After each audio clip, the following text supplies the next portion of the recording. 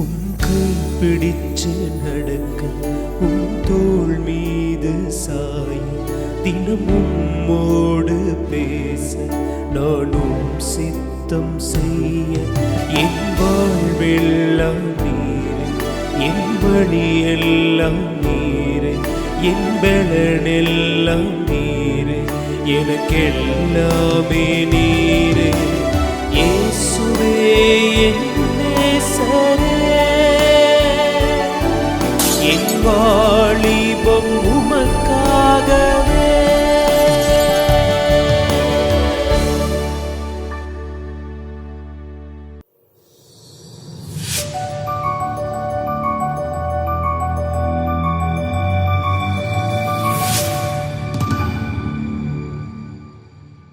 ஆண்டவராய் இயேசு கிறிஸ்துவின் நாமத்தில் கிராம மிஷனரிக்கு குடும்பத்தின் சார்பாக இந்த கண்மணியை கேள் நிகழ்ச்சியை பார்த்து கொண்டிருக்கிற ஒவ்வொரு வாலிப பிள்ளைகளுக்கும் எங்கள் அன்பின் வாழ்த்துக்களை தெரிவித்துக் கொள்கிறோம்.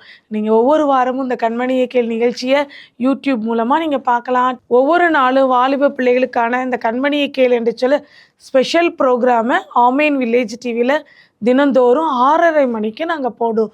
அதோடு மட்டும் இல்லை, இப்போ ஒரு புதிய முயற்சி ஒன்றையும் எடுத்திருக்கிறோம். ஸ்டூடெண்ட் டைம் அப்படின்னு சொல்லி ஒரு புதிய முயற்சியை கண்மணி டிவியில் நாங்கள் ஒளிபரப்பி வருகிறோம். நம்ம சந்திக்கிற அநேக கிராமத்து பிள்ளைங்க, ஹையர் செகண்டரி ஸ்கூலில் படிக்கிற பிள்ளைங்க இருக்கிறாங்க, ஹாஸ்டலில் இருந்து படிக்கிற பிள்ளைங்க இருக்கிறாங்க, காலேஜில் படிக்கிற பிள்ளைங்க இருக்காங்க. இவங்களுக்கு வேண்டிய நடைமுறை ஆலோசனைகளோடு சேர்ந்து அவங்க படிப்பில் இன்னும் சிறந்து விளங்குவது எப்படி, அவங்களோட ஃப்யூச்சர் கரியருக்கான கைடன்ஸ் கொடுக்கறது, இப்படி ப்ராக்டிக்கலாக அவங்க ஃபேஸ் பண்ணுற பிரச்சனைகளை எப்படி சமாளிக்கிறது, இந்த மாதிரி அநேக காரியங்களை ஸ்டூடெண்ட் டைம் அப்படிங்கிற ப்ரோக்ராம்லையும் நம்ம கொடுத்துட்ருக்குறோம். நீங்கள் விஎம்எம் கண்மணி டிவி அப்படிங்கிற அந்த யூடியூப் சேனலை இது வரைக்கும் நீங்கள் சப்ஸ்கிரைப் பண்ணாமல் இருந்திருந்தீங்கன்னா இன்றைக்கி அந்த சேனலை நீங்கள் சப்ஸ்கிரைப் பண்ணுங்கள். ஒவ்வொரு நாளும் வர ப்ரோக்ராமை பார்த்து கர்த்தருக்குள்ளே நீங்கள் வளருங்க. நிச்சயமாய் இந்த ப்ரோக்ராம் ஒவ்வொன்றும் உங்களுடைய தனிப்பட்ட வாழ்க்கையில் ஒரு பெரிய ஆசீர்வாதத்தை கொண்டு வரும் அப்படின்னு சொல்லி நான் விசுவாசிக்கிறோம். அதோடு மட்டுமல்ல, வாலிப பெண் பிள்ளைகளுக்கென்று கண்மணியை கேள் அப்படிங்கிற ஒரு சிறப்பான இதழை நாங்கள் வெளியிடுகிறோம். 2 மாதத்திற்கு ஒரு முறை அந்த புத்தகத்தை வெளியிடுகிறோம். வாலிப பெண் பிள்ளைகளுக்கு வேண்டிய எல்லா ஆலோசனைகளும் அந்த புத்தகத்தில் இருக்கிறோம். நீங்கள் அதை வாசிச்சிங்க அப்படின்னு சொன்னால் அது உங்களுக்கு மிகுந்த ஆசீர்வாதத்தை கொடுக்கும். வாலிப தம்பிமார்களுக்கு என்று யோசுவாவை எழும்பு என்று சொல்லி ஒரு புத்தகத்தையும் 2 மாதத்திற்கு ஒரு முறை வெளியிடுகிறோம். அதில் வாலிப தம்பிமார்களுக்கு வேண்டிய ஆலோசனைகள், அவங்களுடைய நடைமுறை வாழ்க்கையில் கர்த்தருக்கென்று அவங்க எப்படி சாட்சியாக வாழ வேண்டும், அவங்க சந்திக்கிற சவால்களை எப்படி சமாளிக்க வேண்டும், இப்படிப்பட்ட ஆலோசனைகள் அந்த புத்தகத்தில் இருக்கும். அதனால் இந்த புத்தகம் உங்களுக்கு வேணும் அப்படின்னு சொன்னால் நீங்கள் இந்த ஸ்க்ரீனில் தர்ற நம்பருக்கு கான்டாக்ட் பண்ணுங்கள். கண்டிப்பாக உங்களுக்கு உங்களோட அட்ரஸை நீங்கள் எங்களுக்கு அனுப்பி வச்சிங்க அப்படின்னு சொன்னால் உங்களுக்கு இலவசமாகவே இந்த புத்தகங்களையே அனுப்பி வைக்கிறோம். கண்மணி பிள்ளை இயேசுவுக்காக அப்படின்னு சொல்லி ஒரு ஜெப திட்டம் வைத்திருக்கிறோம். நீங்கள் அந்த திட்டத்தில் உங்களுடைய பெயர்களை இணைத்து விட்டீர்கள் என்றால் உங்களுக்காக ஒவ்வொரு நாளும் இந்த இடத்துல இருந்து, நாங்கள் இருக்கிற இடத்துல இருந்து மிஷனரிகளாக நாங்கள் குடும்பமாக உங்களுக்காக நாங்கள் ஜெபித்து வருகிறோம். உங்கள் ஒவ்வொருத்தர் மீதும் ஆண்டவர் வைத்திருக்கிற தேவ திட்டத்தை நிச்சயமாய் நிறைவேற்றுவார். உங்களை கொண்டு தேவன் தேசத்தில் ஒரு பெரிய எழுப்புதலை கட்டளையிட வேண்டும் என்று சொல்லி விரும்புகிறார். விசேஷமாக ஆகஸ்ட் 15ஆம் தேதி நம் அனைவருக்கும் அரசாங்க விடுமுறை நாள். அந்த நாளிலே வாலிபர்களுக்கென்று ஒரு விசேஷித்த வாலிபர் முகாமை திருச்சி மொராய் சிட்டியிலே நாங்கள் ஆயத்தப்படுத்தியிருக்கிறோம். இதில் ஆண்டவருடைய வார்த்தையை கொடுக்கும்படி அருமையான நம்முடைய சகோதரர் மோகன் சிலாசஸ் அவர்களும் என்னுடைய கணவரும் ஆண்டோடைய வார்த்தையை பகிர்ந்து கொள்கிறாங்க. 120,000 வாலிபர்களை கூட்டி சேர்க்க வேண்டும் என்று சொல்லி தமிழ்நாட்டில் இருக்கிற அனைத்து கிராமங்கள்லையும் நம்முடைய ஊழியர்கள் பணி செய்து கொண்டிருக்கிறாங்க. நீங்கள் இந்த முகாமில் கலந்து கொள்ளுங்கள். இது உங்களுக்காக ஆயத்தப்படுத்தப்பட்டிருக்கிற ஒரு ஸ்பெஷல் ப்ரோக்ராம். அந்த மீட்டிங் மாலை 3 மணி முதல் இரவு 8 மணி வரையும் நடைபெற இருக்கிறது. இந்த மீட்டிங் ரொம்ப உங்களுக்கு ஆசீர்வாதமாக இருக்கும். இந்த மீட்டிங் வர ஒவ்வொருவரையும் ஆண்டவர் பிளஸ் பண்ணுவேன்னு சொல்லி வாக்கு கொடுத்திருக்கிறார். ஆண்டவர் அதோடு மட்டுமல்ல, 52 நாட்கள் நெகேமியா எப்படியாக இடிந்து போன அலங்கத்தை கட்டும்படி செயல்பட்டாரோ அதே போல கிராமங்களில் நம்ம பார்க்குற காலேஜஸில் ஸ்கூல்ஸில் இருக்கிற வாலிப பிள்ளைகளுடைய நிலைமை எப்படி இருக்குது அப்படின்னு சொன்னால், அநேகருடைய உள்ளங்கள் இடிக்கப்பட்டு உடைந்து போய் சீர்குலைந்து போய் நாசமாக்கப்பட்டு தான் இருக்குது. இவங்க எல்லாருடைய உள்ளங்களும் கட்டப்படணும் அப்படிங்கிற ஒரு பெரிய பாரத்தோடு இந்த முகாமை நாங்கள் ஆயத்தப்படுத்தி வருகிறோம். நீங்கள் மிஸ் பண்ணிடாதீங்க.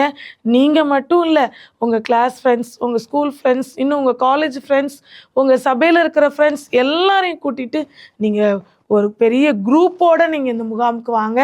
நிச்சயமாய் தேவன் உங்களை ஒவ்வொருவரையும் ஆசீர்வதிப்பதற்கு அவர் வல்லமையுள்ளவராக இருக்கிறார். நம்ம ஆல்ஃபபெட்டிக் லெட்டர், இங்கிலீஷ் லெட்டர் எல்லாம் நான் அந்த கண்மணியை கேள் யூடியூப் சேனலில் நான் பேசியிருக்கேன். இப்போ தமிழ் எழுத்து ஒவ்வொரு எழுத்தாக பேசுவோம் அப்படின்னு சொல்லி உங்கள் மத்தியில் நான் பேசி கொண்டிருக்கிறேன். கடந்த நாட்களில் ஆ அப்படிங்கிற லெட்டரிலிருந்து நம்ம கற்றுக்கொண்டோம். அடுத்து ஆ அப்படிங்கிற எழுத்துலேருந்து 3 காரியங்களை ஆண்டவர் நமக்கு பேசினாங்க. இன்றைக்கும் ஈ அப்படிங்கிற எழுத்தில் மூலமாக ஆண்டவர் ஒரு சில காரியங்களை நம்ம கற்றுக் கொடுக்க போகிறாங்க. ஈங்கிற வார்த்தையின் மூலமாக இந்த நாளில் ஒரு குறிப்பிட்ட பகுதியிலிருந்து 3 காரியங்களை ஆண்டவர் நம்மோடு பேச போகிறாங்க. மார்க் எழுதின சுவிசேஷம் 14ஆம் அதிகாரம், அதில் போடப்பட்டிருக்கிற 3ஆம் வசனத்திலிருந்து 9ஆம் வசனம் வரையும் ஒரு பெண்ணை குறித்து நம்ம பார்க்குறோம். அவங்க யார் அப்படின்னு சொல்லி பார்த்தோம் அப்படின்னு சொன்னால், அவங்க ஒரு பாவியான ஒரு ஸ்திரீ. அவங்க வாழ்க்கையில் பாவம் செய்து அவங்கள எல்லாரும் அவங்கள பார்த்தாலே ஆகாதவங்க அப்படின்னு சொல்லி தான் ஒதுக்கி வச்சுருந்தாங்க. ஆனால் அவங்க ஆண்டவருடைய அன்பை ருசி பார்த்துட்டாங்க. ஆண்டவர் அவங்களுடைய பாவங்களெல்லாம் மன்னிச்சிட்டாங்க அப்படிங்கிறத அவங்க அறிந்து கொண்டாங்க. ஒரு வீட்டில் ஆண்டவர் தங்கி இருக்கிறாங்க, அந்த வீட்டுக்கு வந்திருக்கிறாங்கங்கிற செய்தியை இந்த ஸ்திரீ கேள்விப்பட்ட உடனே அவங்களால சும்மா இருக்க முடியலங்க. அவங்க அந்த பாவியான ஸ்திரீ அவங்க வீட்டில் அவங்க பயன்படுத்தணும் அப்படின்னு சொல்லி ஒரு காஸ்ட்லியான விலையேற பெற்ற நலதம் அப்படிங்கிற ஒரு உத்தம தைலத்தை அவங்க வீட்டில் வாங்கி வச்சுருந்தாங்களாம். அதை அவங்களுக்கு பயன்படுத்தும்படி தான் அவங்க வாங்கியிருப்பாங்க. அப்பேற்பட்ட விலையேற பெற்ற தைலத்தை அவங்க யோசிக்கிறாங்க, என் வாழ்க்கை மாற்றப்பட்டுருச்சு, என் இருதயத்துக்குள்ளே ஆண்டவராகிய இயேசு கிறிஸ்துடைய அன்பு வந்துருச்சு, அவரை நான் என் உள்ளத்துக்குள்ளே ஏற்றுக்கொண்டேன், என் பாவத்தெல்லாம் அவர் மன்னிச்சிட்டாரு, ஒவ்வொரு நாளும் குற்ற உணர்வோடு கொல்லுகிற இந்த மனசாட்சியோடு என் வாழ்க்கை வாழவே பிடிக்கலை, என் வாழ்க்கை கசப்பாக இருக்குது, என் வாழ்க்கையை நான் மாய்த்து கொள்ளணும் அப்படின்னு சொல்லி நான் நினைத்து வாழ்ந்து கொண்டிருந்தேன். ஆனால் இன்றைக்கு என் வாழ்க்கை மாறுபட்டது. என் வாழ்க்கையில் ஒரு விலையேற பெற்ற சமாதானத்தையும் சந்தோஷத்தையும் நான் பெற்றுக்கொண்டேன். அந்த சந்தோஷத்தையும் சமாதானத்தையும் பெற்றுக்கொண்ட நான் அதை எனக்குள்ளாக என்னால் அடக்கி வைக்க முடியல. ஆண்டவர் மீது நான் வைத்திருக்கிற அந்த அன்பை காண்பிக்கும் விதமாக நான் வாங்கி என் ஷெல்ஃபில் என்னுடைய பீரோவில் நான் பூட்டி வைத்திருக்கிற அந்த வெள்ளைக்கல் நலதம்ங்கிற பரிமள தைலத்தை எடுத்து ஏசப்பாவுடைய சிரசில் நான் ஊற்ற போகிறேன் அப்படின்னு சொல்லி அவங்க வராங்க. அந்த இடத்துல நம்ம பார்க்கும் பொழுது ஏசப்பா எந்த இடத்துல யாருடைய வீட்டில் இருந்தாங்கன்னு சொல்லி 3ஆவது வசனத்தில் போடப்பட்டிருக்கு. அவர் பெத்தானியாவில் குஷ்டரோகியாக இருந்த சீமோன் வீட்டிலே போஜன பந்தி இருக்கையில் அப்படின்னு சொல்லி போடப்பட்டிருக்கு. எந்த இடம், எந்த ஊர், யாருடைய வீடு, அந்த சீமோன் குஷ்டரோகியாக இருந்தாங்களாம். அந்த சீமோனுடைய வீட்டில் ஆண்டவர் வந்திருக்கிறாரு, இயேசு கிறிஸ்து வந்திருக்கிறாருங்கிற செய்தியை கேள்விப்பட்ட உடனே அவங்களால சும்மா இருக்க முடியல. அவங்க பெற்றுக்கொண்ட சந்தோஷத்தை ஆண்டவர் என்னை எவ்வளவா நேசிச்சாரு, அவருடைய அன்புக்கு ஈடா இந்த உலகத்தில் நான் எதனாலும் கொடுக்கலாம் அப்படின்னு சொல்லி அவங்க மனசில் தீர்மானம் எடுத்து அந்த விலையேற பெற்ற தைலத்தை கொண்டு ஆண்டவருடைய பாதத்தில் ஊற்றும்படி கொண்டு வராங்கங்க. இந்த வசனத்தில் ஆண்டவர் நம்ம கூட பேசுகிற சத்தியம், நமக்கு கற்றுக் கொடுக்குற வார்த்தை என்ன அப்படின்னு சொன்னால், அவங்ககிட்ட இருக்கிற இணை இல்லாத ஒன்றை கொடுக்குறாங்க. அதை கால்குலேட் பண்ணி பார்த்தோம், அவங்க ஆண்டோட பாதத்தில் சிரசில் ஊற்றின அந்த தைலத்துடைய வேல்யூ எவ்வளவு அப்படின்னு சொல்லி நம்ம வாசிக்கிற பகுதியில் எப்படி போட்டிருக்கு அப்படின்னு சொன்னால் 300 பணம் அப்படின்னு சொல்லி போடப்பட்டிருக்குது. ஆனால் இந்த நாட்களில் நம்ம அதுக்கு கணக்கிட்டு பார்த்தோம் அப்படின்னு சொன்னால் சாதாரண ஒரு சராசரி மனுஷன் ஒரு வருடம் முழுவதும் சம்பாதிக்கிற மொத்த தொகை யோசிச்சு பாருங்கள். ஒரு ஐடி கம்பெனிலேயோ ஒரு சாதாரண கம்பெனிலேயோ நீங்கள் வேலைக்கு போகிறீங்க அப்படின்னு சொன்னால் குறைஞ்சது ஒரு 25,000 இப்போ இருக்கிற பிள்ளைங்க சம்பாதிக்கிறாங்க. ஒரு கேர்ளாக இருந்தாலும் சரி, ஒரு பாயாக இருந்தாலும் சரி, ஒரு எந்த வேலைக்கு போனாலும் அட்லீஸ்ட் குறைஞ்சது மாதம் 10,000 சம்பாதிப்பாங்க. அப்போ ஒரு மாதத்துக்குள்ள சம்பளமே 10,000 ரூபா. 12 மாதம் அப்படின்னு சொன்னால் எவ்வளோ கணக்கிடப்படும். அப்போ அவ்வளோ ஒரு முழு தொகையை வைத்து தான் இந்த தைலத்தை வாங்கியிருக்கிறாங்க. அந்த தைலம் அவங்க ஆண்டவருக்கு பிரியமில்லாத வாழ்க்கை வாழ்ந்துக்கிட்டு இருந்த பொழுது அது அவங்களுக்கு தேவைப்பட்டதாக இருந்தது. ஆனால் இன்றைக்கு அவங்களோட வாழ்க்கை மாறுபட்டதுனால அந்த தைலத்தை ஏசப்பாவுக்கு நான் பரிசளிக்க போகிறேன், அவர் பாதத்தில் நான் ஊற்ற போகிறேன். ஏசப்பா என் பாவத்தெல்லாம் மன்னிச்சிட்டாங்களே, என்னை ஆண்டவர் அவருடைய சொந்த பிள்ளையாக ஏற்றுக்கொண்டார்ல, நான் அவர் மீது வைத்திருக்கிற அன்பை வெளிப்படுத்துவதற்காக இந்த காரியத்தை நான் செய்ய போகிறேன் அப்படின்னு சொல்லி கொடுக்குறாங்கங்க. இன்றைக்கு இந்த ஸ்திரீ நமக்கு கற்றுக் கொடுக்குற சத்தியம் என்ன அப்படின்னு சொன்னால், அவங்களிடத்துல இருந்த இணையில்லாததை அவங்க கொடுக்குறாங்க. இன்றைக்கும் நம்ம வாழ்க்கையில் இதெல்லாம் ரொம்ப காஸ்ட்லி, இதெல்லாம் நான் ஒரு முக்கியமான ஒரு நபருக்கு தான் நான் கொடுக்கணும் அப்படின்னு சொல்லி நான் அதை பாதுகாத்து சேவ் பண்ணி, இது எனக்கு ரொம்ப விருப்பப்பட்டது, இது எனக்கு மட்டும்தான், எனக்கு வேண்டப்பட்டவங்களுக்கு மட்டும்தான், இதை எனக்கு ரொம்ப க்ளோஸாக இருக்கிறவங்களுக்கு தான் நான் ஸ்பெண்ட் பண்ணுவேன், இதை கிஃப்டாக கொடுப்பேன் அப்படின்னு சொல்லி நீங்கள் எதையாவது உங்கள் மனசில் வச்சிட்ருக்கிறீங்க அப்படின்னு சொன்னால், இன்றைக்கி ஆண்டவர் உங்களை பார்த்து சொல்கிற காரியம் என்ன தெரியுமா? உனக்கு நீ எது பெஸ்ட்டுன்னு நினச்சிட்டு இருக்கியோ அதை ஏன் கரத்தில் நீ கொடுத்துரு, அதை எனக்கு சரண்டர் பண்ணிடு அப்படின்னு சொல்லி கேட்குறாங்க. நீங்கள் உங்களுக்கு எது பெஸ்ட்டுன்னு சொல்லி நீங்கள் நினைக்கிறீங்க? யோசித்து பாருங்கள். உங்கள் பாய் ஃப்ரெண்டு உங்களுக்கு பெஸ்ட்டாக இருக்காரா? இல்லைங்க. உன்னுடைய ரொம்ப க்ளோஸாக இருக்கிற உன் ஃப்ரெண்டு, இவங்க தான் என் வாழ்க்கையில் எல்லாமே அப்படின்னு சொல்லி நீங்கள் நினச்சிட்டு இருக்கிறீங்களா? இல்லைங்க. ஆண்டவருக்கு நீங்கள் அதை எல்லாத்தையும் முற்றிலுமாக நீங்கள் சரண்டர் பண்ணிடுங்க. ஆண்டவர் உங்களுக்காக கல்வாரி சிலுவையில் அவருடைய கடைசி சொட்டு ரத்தத்தையும் ஜீவனையும் கொடுத்துருக்கிறார்ல, அவருடைய அன்புக்கு அளவிடவே முடியாது. அவருடைய அன்பின் ஆழம், அகலம், நீளம் எல்லாமே அறிவுக்கெட்டாதது. நீ என்றைக்கோ ஒரு நாள் நீ செய்த பாவத்து நிமித்தமாக உனக்கு கொடுக்கப்பட வேண்டிய தண்டனை உனக்கு கொடுத்துருந்தாரு அப்படின்னு சொன்னால் உன் வாழ்க்கை என்றைக்கோ முடிந்திருக்கும். அருமையான வாலிப சகோதரியே, என் அருமை மகளே, இன்றைக்கு ஆண்டவர் உன் கூட பேசிகிட்டு இருக்கிறாரு. உனக்குன்னு சொல்லி நீ ஒளித்து வைத்திருக்கிற, மறைத்து வைத்திருக்கிற, யாருக்குமே தெரியாமல் இருக்கிற அந்த பெஸ்ட்டை இன்னைக்கு ஆண்டவர்கிட்ட நீ சப்மிட் பண்ணிடு, கொடுத்துரு. உனக்கு அது பெஸ்ட்டாக இருக்கலாம், ஆனால் அது ஆண்டவர் பார்வையில் ஆண்டவர் அருவருக்கிற காரியமாக இருந்துச்சுன்னா அதை நீ விட்டுரு மகளே. ஆண்டவரே, நான் உங்களுடைய கரத்தில் என்னை ஒப்பு கொடுக்குறேன் அப்படின்னு சொல்லி நீங்கள் கொடுங்க.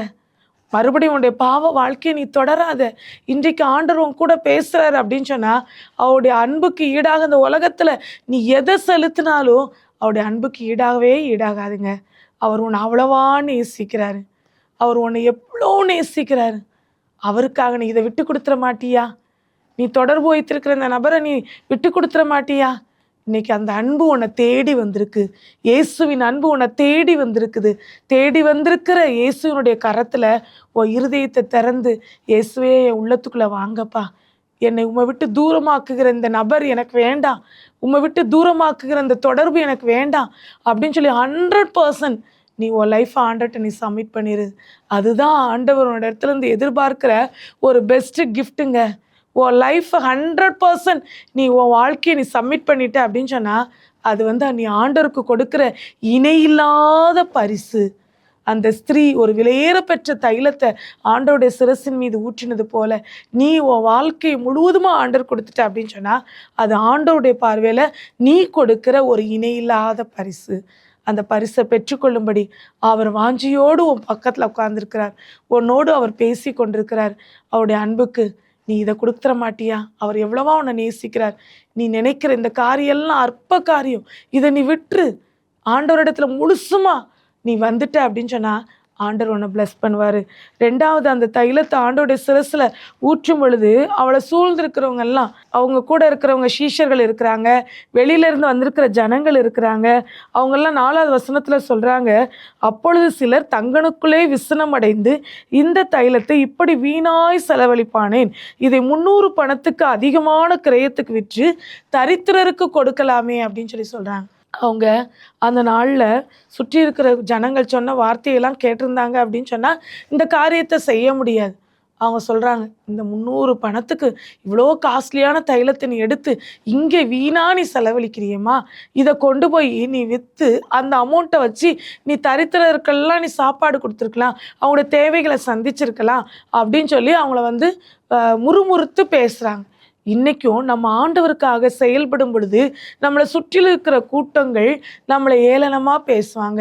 நீ பெரிய என்னமோ பெருசாக சாதிக்க பாரியாக்கோ, நீ அங்கே போய் என்ன செய்ய போகிற, இந்த மீட்டிங் அட்டன் பண்ண போய் உனக்கு என்ன கிடைக்க போகுது அப்படின்னு சொல்லி உங்கள் கிராமத்தில் இருக்கிற நபர்கள் உங்களை இன்சல்ட் பண்ணுவாங்க.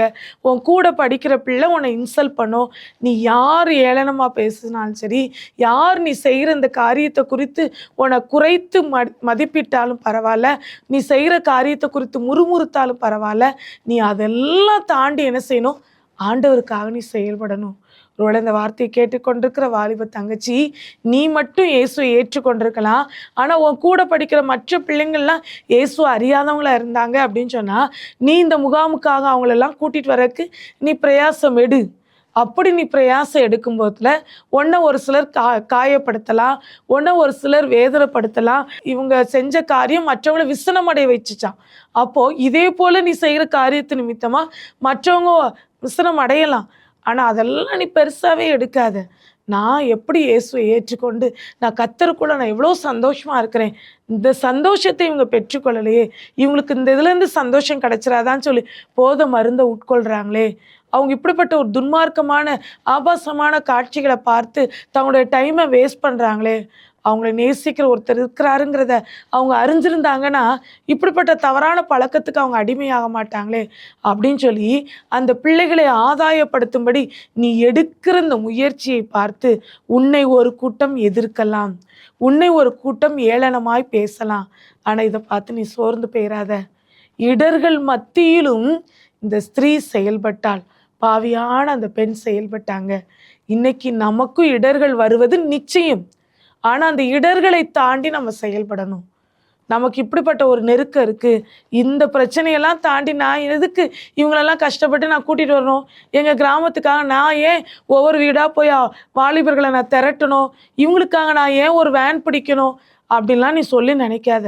நீ எடுக்கிற பிரயாசம் பரலோகத்தில் மிகுதியான பலனை உனக்கும் கொடுக்க போகுது. பரலோகத்தில் மட்டும் உனக்கு ஆண்டவர் பலன் கொடுக்கல, இந்த உலகத்துலேயும் உனக்கு ஆண்டவர் பலன் வச்சிருக்கிறாரு. அவரை உண்மையா நீ தேடி அவருக்காக நீ பிரயாசப்பட்ட அப்படின்னு சொன்னால் ஆண்டவர் உன்னதத்திற்குரிய ஆசீர்வாதத்தினாலும் பூமிக்குரிய ஆசீர்வாதத்தினாலும் உன்னை ஆசீர்வதிப்பதற்கு அவர் வல்லமையுள்ள தேவனாக இருக்கிறார். அப்போ முதலாவது அந்த ஸ்திரீ அவங்க இணையில்லாததை கொடுத்தாங்க அப்படின்னு சொல்லி பார்த்தோம். ரெண்டாவது இந்த ஸ்திரீ இடர்கள் மத்தியில் அவங்க என்ன செய்கிறாங்க, செயல்படுறாங்க அப்படின்னு சொல்லி பார்க்குறோம். இன்னைக்கு உனக்கு எந்த பிரச்சனை உனக்கு விரோதமாக நீ ஆண்டவரை தேடுறதுக்காக ஆண்டவருக்காக ஏதாயிலும் ஒரு காரியத்தை செய்யணும் தீர்மானித்து நீ அதை செயல்படுத்தும் பொழுது உனக்கு வருகிற எந்த பிரச்சனையை கண்டும் நீ சோர்ந்து போகவே கூடாது. எல்லாத்தையும் தாண்டி தான் நீ செயல்படணும். ஆண்டவருக்காக நம்ம ஒரு ஸ்டெப்பு எடுத்து வைக்கும் போதுல நிச்சயமாக உனக்கு பிரச்சனைகள் வரலாம், தடைகள் வரலாம். உங்கள் கூட ஒர்க் பண்ணுறவங்க உங்களை ஸ்டாப் பண்ணுறதுக்காக பிளான் பண்ணலாம். ஆனால் அது எல்லாத்தையும் நீ ஒதுக்கி வைட்டு ஆண்டவருக்காக நான் செய்ய போகிறேன், ஆண்டவருக்காக நான் செயல்பட போகிறேன், இந்த காரியத்தை நான் செய்ய போகிறேன் அப்படின்னு சொல்லி நீ மனசில் ஒரு ஆழமான தீர்மானம் எடுத்துட்டு நீ செயல்படு. இடர்களை தாண்டி செயல்பட்ட அந்த ஸ்திரீயை போல நீயும் செயல்படும்படி நீ அர்ப்பணிக்கும் பொழுது இந்த வசனத்தின் பகுதியின் பின்பகுதியில் நம்ம பார்த்தோம் அப்படின்னு சொன்னால் ஆண்டவர் அவளை பார்த்து 4 விதமான சர்டிஃபிகேட் கொடுக்குறாங்க. யோசிச்சு பாருங்கள், நீங்கள் ஒரு காம்படிஷனில் கலந்து கொள்கிறீங்க, உங்களுக்கு ஒரு ப்ரைஸ் கிடைக்குது, ஒரு சர்டிஃபிகேட் கிடைக்குது அப்படின்னு சொன்னால் அது எவ்வளோ சந்தோஷமாக ஒரு சிலர் அந்த சர்டிஃபிகேட்டை ஃப்ரேம் பண்ணி வைப்பீங்க. உங்களுக்கு கிடைக்கிற ஒரு மெடலாக இருக்கட்டும், உங்களுக்கு கிடைக்கிற ஒரு கப்பாக இருக்கட்டும், அதை ஷோகேஸில் வச்சு அழகுபடுத்தி அதை பார்த்து சந்தோஷப்படுத்துவோம். உலகம் உங்களை பாராட்டினாலே உங்களுக்கு எவ்வளோ சந்தோஷமாக இருக்குது. ஆனால் இந்த சம்பவத்தில் இடம்பெறுகிற அந்த ஸ்திரீயை குறித்து ஆண்டவர் பாராட்டுறார், இயேசு கிறிஸ்து பாராட்டுறார். அவங்க இயேசு கிறிஸ்துவனை பார்த்து என்னெல்லாம் சர்டிஃபிகேட் கொடுக்குறாங்க அப்படின்னு சொல்லி பார்த்தோம் அப்படின்னு சொன்னால், என்னிடத்தில் நற்கிரியை செய்திருக்கிறாள் அப்படின்னு சொல்லி 6வது வசனத்தில் பின்பகுதியில் சொல்கிறாங்க. என்னிடத்தில் நற்கிரியை செய்திருக்கிறாள் அப்படின்னு சொல்லி. அடுத்து 8வது வசனத்தில் சொல்கிறாங்க, இவள் தன்னால் இயன்றதை செய்தாள் அப்படின்னு சொல்லி சொல்கிறாங்க. 3வது சொல்கிறாங்க, என் சரீரத்தில் தைலம் பூச முந்தி கொண்டாள் அப்படின்னு சொல்லி சொல்கிறாங்க. 4வது என்ன சொல்கிறாங்க, இந்த சுவிசேஷம் எங்கெல்லாம் சொல்லப்படுமோ அங்கெல்லாம் இவ செய்ததும் சொல்லப்படும் அப்படின்னு சொல்லி சொல்கிறாங்க. பாருங்களேன், எவ்வளோ ஒரு மேன்மையான பாராட்டை இயேசுவினிடத்துலேருந்து அவள் பெற்றுக்கொள்கிறான். இன்னைக்கு இந்த பாராட்டை ஏசப்பா உங்களுக்கு கொடுக்கணும்னு விரும்புகிறார். நீங்கள் இயேசுவினிடத்துலேருந்து நற்கிரியை செஞ்சுருந்தீங்க, இயேசுக்காக செய்திருந்தீங்க அப்படின்னு சொன்னால் இயேசு உங்களை பார்த்து பாராட்டுவார். என் பிள்ளை என்னிடத்துல நற்கிரியை செய்திருக்கிறார். நற்கிரியைனா என்னங்க, நீங்கள் ஆண்டவருக்காக ஆண்டவருடைய நாம மகிமைக்காக ஏதோ ஒரு தேவையில் இருக்கிறவங்களுக்கு செய்கிற ஒரு சாதாரண ஒரு உதவியாக இருக்கலாம். அது என்ன உதவியாக இருக்கலாம்? படிக்க முடியாத ஒரு பிள்ளைக்கு பாடம் சொல்லி கொடுக்குறீங்களா? இவளுக்கு வந்து இந்த சப்ஜெக்டில் பாடம் வரமாட்டேங்குது, அவள் ரொம்ப வீக்காக இருக்கா, நான் பாடம் சொல்லி கொடுத்து அவளை ஏசப்பா வண்டியில் நான் வழி நடத்துகிறேன்னு சொல்கிறீங்களா? அது நீங்கள் அவங்களுக்கு ஏசப்பா நிமித்தமாக நீங்கள் அவங்களுக்கு செய்கிற நற்கிரியை. உங்கள் தெருவில் ஒரு பிச்சைக்காரங்க இருக்கிறாங்களா? அவங்க உங்கள் வீட்டில் இருந்து ஒரு நேரம் சாப்பாடு எடுத்து அவங்களுக்கு கொடுக்குறீங்களா?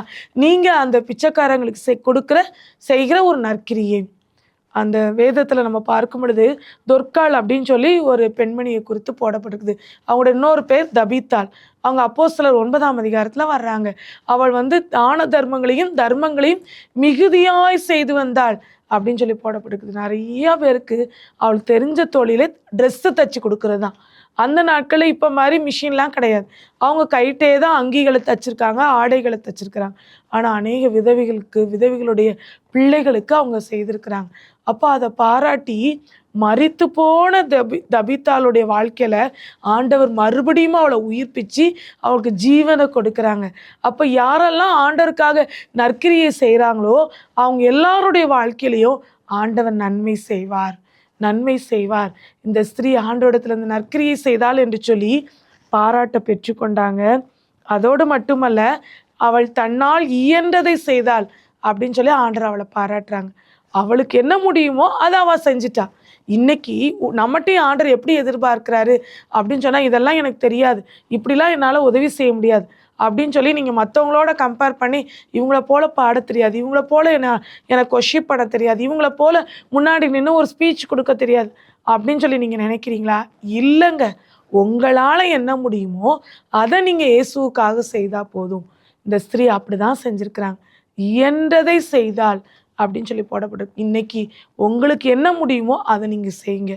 ஒருத்தரை பற்றி விசாரிங்க, அது ஒரு ஊழியம். ஒருத்தருக்காக நீங்கள் அவங்க பிரச்சனையை சொல்கிறாங்களா, அவங்க கரங்களை கோர்த்து உங்கள் தோழியோடைய கரங்களை கோர்த்து நீங்கள் ஜெபிங்க.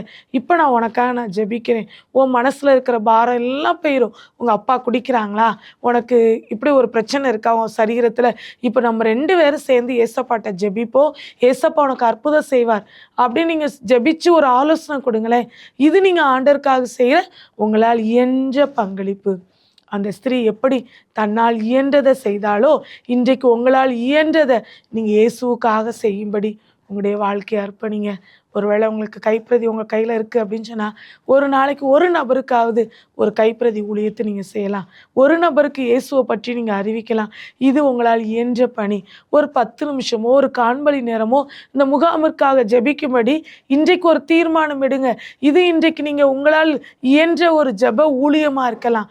நீங்கள் எதெல்லாம் ஆண்டவர் உங்களுக்கு வாய்ப்பு கொடுத்துருக்கிறாரோ, உங்களால் முடியுமோ அந்த காரியங்களெல்லாம் நீங்கள் லிஸ்ட்டு போட்டு நீங்கள் அதை செய்ய ஆரம்பிங்களேன். அந்த காரியத்தை பார்த்து ஆண்டவர் உங்களையும் பாராட்டுவார். என் மகள் என்னிடத்தில் நற்கிரியை செய்திருக்கிறாள் அப்படின்னு சொல்லி பாராட்டுவார். அதோடு மட்டுமல்ல, என் மகள் அவளால் இயன்றதை எனக்காக செய்தாள் அப்படின்னு சொல்லி பாராட்டுவார். ஒருவேளை இந்த ஸ்திரீ நினச்சிருக்கலாம், சரி நான் பாவியான ஸ்திரீ, இவங்கெல்லாம் இயேசுக்கிட்ட நான் போனேன் அப்படின்னு சொன்னால் என்னை தள்ளி விட்டுருவாங்க, என்னை விரட்டி விட்டுருவாங்க, என்னை இந்த சமுதாயம் ஏற்றுக்கொள்ளாது அப்படின்னு சொல்லி இந்த தைலத்தை பூசுறதுக்கு அவள் டிலே பண்ணுனா அப்படின்னு சொன்னால், அடுத்த சாப்டரில் நம்ம பார்க்கும் பொழுது ஆண்டவரை சிலுவையில் அறையிறக்காக கூட்டிகிட்டு போயிடுறாங்க. ஒருவேளை அவள் வெயிட் பண்ணியிருந்தா, இன்னும் கொஞ்சம் நாட்கள் ஆகட்டும், இன்னும் கொஞ்சம் மாதங்கள் ஆகிக்கிறட்டும், நான் இயேசுவை நான் அண்டர்ஸ்டாண்ட் பண்ணிக்கிறேன், இயேசுவோடு இன்னும் கொஞ்சம் ட்ராவல் பண்ணிக்கிறேன், அடுத்து இந்த தைலத்தை பூசுகிறேன் அப்படின்னு சொல்லி டிலே பண்ணியிருந்தா அப்படின்னு சொன்னால், அந்த ஆப்பர்ச்சுனிட்டி அவளுக்கு கிடைக்காமையே போயிருந்துருக்குங்க. இந்த பகுதியில் ஆண்டவர் நம்மோடு பேசுகிற காரியம் என்ன தெரியுமா? நமக்கு கொடுக்குற வாய்ப்புகளை அந்தந்த சமயத்தில் நம்ம என்ன செய்யணும்? பயன்படுத்திக்கொள்ளணும். அந்த வாய்ப்புகளை பயன்படுத்துவதற்கு நம்ம முந்திக் கொள்கிறவங்களா இருக்கணும். கோல்டன் ஆப்பர்ச்சுனிட்டி அடுத்து நமக்கு கிடைக்காதுங்க. நமக்கு முன்பாக ஆண்டவர் கொடுக்குற தருணங்களை அதை பயன்படுத்துவதில் நம்ம முந்தி கொள்கிறவங்களா இருக்கிறோமா அல்லது பிந்தி கொள்கிறவங்களா இருக்கிறோமா? உனக்கு ஒரு ஆத்மா உனக்கு கிடைக்குதா? அந்த ஆத்மாவுக்கு இயேசுவை பற்றி சொல்கிறதுக்கு ஆண்டவர் உன் கூட பேசிக்கிட்டே இருக்கிறாரா? அந்த காரியத்தை நீ டிலே பண்ணாத, அதை நீ பயன்படுத்து. ஆண்டவர் உன் வாயில் வார்த்தைகளை வைப்பார், அவருடைய இருதயத்தை தொடுவார். அவளுக்கு தேவையான வார்த்தையை தேவன் இன்றைக்கு உன் நாவலை வைத்து அவளுக்கு தேவையான தீர்க்க தரிசன வார்த்தையை ஓ மூலமாக ஆண்டவர் பேச முடியும். அப்போ உனக்கு கொடுக்கப்படுகிற ஒரு ஆப்பர்ச்சுனிட்டியை கூட நீ மிஸ் பண்ணிடாத. நீ அதை பயன்படுத்தும்படி முந்திக் கொள்கிற ஒரு பெண்ணா நீ மாறணும்னு சொல்லி ஆண்டவர் விரும்புகிறார். அடுத்து அவ நினைச்சிருப்பாளா, இந்த காரியத்தை நான் செய்கிறேன், விலையேறப்பட்ட 1 வருட சம்பாத்தியத்தை வைத்து வாங்கின ஒரு அழகான வெள்ளைக்கல் பரணியை கொண்டாந்து இன்னைக்கு ஆண்டவருடைய சிரசில் ஊற்றுறேன் அப்படின்னு சொன்னா, இந்த காரியம் இன்றைக்கு நம்ம பேசுவோங்கிறது அந்த நாட்கள்ல அந்த ஸ்திரீக்கு தெரிஞ்சிருக்காது. யோசிச்சு பாருங்க. இது இந்த உலகத்துல இருக்கிற எல்லா ஜனங்களும் நினைவு கூறும்படி இதற்கு முன்பாக எத்தனையோ ஜனங்கள், எத்தனையோ ஊழியர்கள், எத்தனையோ பரிசுத்தவான்கள் இவளை குறித்து சொல்லி மரித்து போயிருப்பாங்க. அப்ப இன்றைக்கு வரையும் பேசப்படுகிற ஒரு ஸ்திரீயா அவளுடைய வாழ்க்கை மாறி இருக்குது. இவள் செய்தது உலகமெங்கும் சொல்லப்படும் என்ற பாராட்டை பெற்றுக்கொண்டதை நம்ம பார்க்கிறோம். இன்றைக்கும் இந்த ஸ்திரீ நடத்துகிற இந்த 3 காரியங்களை ஆண்டவர் நம்ம கற்றுக் கொடுத்துருக்கிறாருங்க. இணையில்லாததை கொடுத்தது போல இன்றைக்கு இணையில்லாத ரட்சிப்பை ஆண்டவர் உங்களுக்கு கொடுத்து உங்களுடைய வாழ்க்கை ஆண்டவருடைய பார்வையில் நீங்கள் கிஃப்டாக ஆண்டவருக்கென்று நீங்கள் கொடுத்துட்டீங்க அப்படின்னு சொன்னால் பரலோகத்தில் மிகுந்த சந்தோஷம் உங்களை வச்சு ஆண்டவருக்கு கிடைக்குங்க. இன்றைக்கு இணையில்லாத பரிசாய உங்களுடைய உள்ளத்தை இயேசுவினிடத்தில் நீங்கள் கொடுத்துருங்க. 2வதாக, இந்த ஸ்திரீயின் மூலமாக ஆண்டவர் நம்ம கற்றுக் கொடுத்த சத்தியம், இடர்கள் மத்தியில் அவள் செயல்பட்டாள். இன்னைக்கு நமக்கு இருக்கிற பிரச்சனைகளை பார்க்காதீங்க, சரீர பலவீனங்களை பார்க்காதீங்க. உங்களால் என்ன முடியுமோ அதையெல்லாம் நீங்கள் செய்து கொண்டே இருங்க. எந்த தடை வந்தாலும், உங்கள் குடும்பத்தில் இருக்கிறவங்க, உங்கள் சபையில் இருக்கிறவங்க, உங்கள் கூட இருக்கிறவங்க உங்களை இன்சல்ட் பண்ணலாம், உங்களை டிஸ்கரேஜ் பண்ணலாம். ஆனால் நீங்கள் எடுக்கிற முயற்சியை விட்டுறாதீங்க. ஆண்டவருக்காக நீங்கள் செய்யுங்க, ஆண்டவருக்காக நீங்கள் செய்யுங்க. ஆண்டவர் உங்கள் கூட இருப்பாருங்க. 3வது, இயன்றதை செய்தாள் என்று சொல்லி அவளை குறித்து ஆண்டவர் பாராட்டினது போல இன்றைக்கும் நீங்கள் உங்கள் பங்களிப்பை ஆண்டவருக்காக கொடுக்கும் பொழுது ஆண்டவர் அதை பாராட்டுகிற தேவனாக இருக்கிறார். பரலோகத்தின் தேவனானவர் இன்றைக்கு உங்களை பார்த்து பூமியில் இருக்கிற நீங்கள் செய்கிற சின்ன நற்கிரியாக இருக்கட்டும் அதை பார்த்து உங்களுக்கு பரலோகத்தில் மிகப்பெரிய ஆசீர்வாதத்தை வைத்திருக்கிறாருங்க. நீங்கள் செய்கிற ஒரு கிரியும் அவர் மறந்து விடுவதற்கு அநீதியுள்ள தேவன் அல்ல.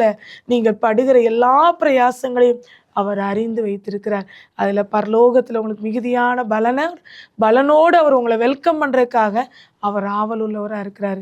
தலைகளை தாழ்த்தி நம்ம ஜெபிப்போமா? எங்களை நேசிக்கிற நல்ல தகப்பனே, நீர் எங்களோடு பேச நம்முடைய வார்த்தைகளுக்காக நன்றி ஆண்டவரே. இந்த சம்பவத்தில் போடப்பட்டிருக்கிற அந்த ஸ்திரீ அவங்க வாழ்க்கையில் எப்படியாய் உங்களை இம்ப்ரெஸ் பண்ணாங்களோ அதே போல் ஆண்டவரே நாங்கள் எங்கள் இருதயத்தை கொடுக்குறோம் சுவாமி. ஆண்டவரே, நீங்கள் தான் எங்களுக்கு எல்லாம். எங்கள் வாழ்க்கையில் உண்மை தவிர நாங்கள் வேறு எதற்காவது நாங்கள் இடம் கொடுத்துருந்தோன்னா இன்றைக்கி அது எல்லாவற்றையும் எங்களை விட்டு எடுத்து போடுங்கப்பா.